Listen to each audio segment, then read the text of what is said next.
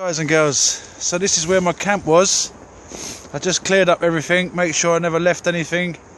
I'll take my dog lead last but not least, and here comes Sam. She's thinking to herself, what are we doing out in the cold? -2, but Sam, you got to get used to it. No fit Sam, I'm calling her from now on. Okay guys and girls, so now I'm just going to head off.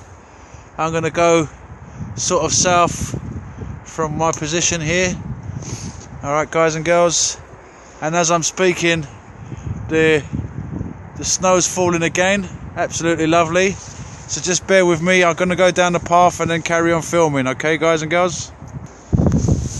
Alright guys and girls, so making my way out. We haven't had this much snow in years in England. A lot of people have been caught out by surprise. Now I just got to try and figure out the way I came in. Let me just do a squeeze by here. Alright, come on Sam.